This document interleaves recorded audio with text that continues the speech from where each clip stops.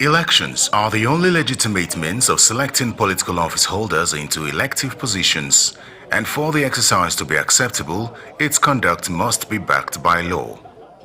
Since 1999, when Nigeria returned to democracy, there have been 3 amendments to the electoral law.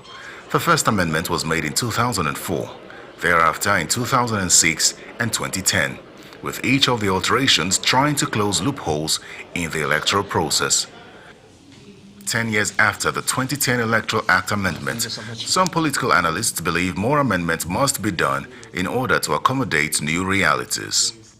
The 2010 Electoral Act, as amended, obviously has outlived her role. Because if you look at the lessons we've learned from 2015 and some of the by-election that was held, it has shown that there are loopholes.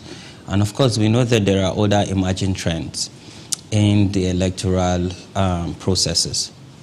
First, we need to look at vote buying and vote selling. Elections are not meant to be a transaction, and INEC must have the legal and regulatory framework to be able to work with anti-corruption agencies. An attempt to have a new electoral law by the National Assembly in 2018 failed when President Muhammadu Buhari refused to sign into law the amendment made by the lawmakers.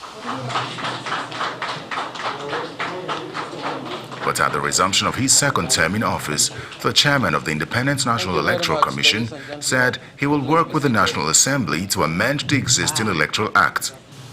The quick passage of the Electoral Act amendment is a top priority, and you will recall that I appealed to the Senate Committee on INEC during my screening for confirmation 2 weeks ago, urging them to conclude work, meaning the legislative processes for the passage of the Electoral Act amendment by the first quarter of next year.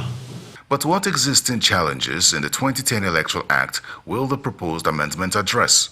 For us to allow INEC to be truly independent, and we can look at the case of 2011 and 2015, just before those elections, INEC had to come out publicly and cry that they don't have enough resources to go into an election that we already had timetables for.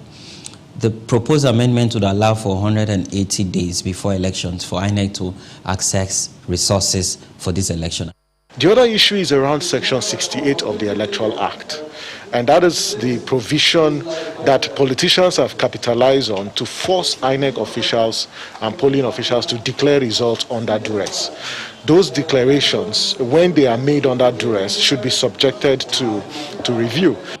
As the countdown to the 2023 general elections begin, many political watchers are observing with keen interest to see whether or not a new legal framework will emerge for the conduct of these elections and how this will affect the integrity of the exercise.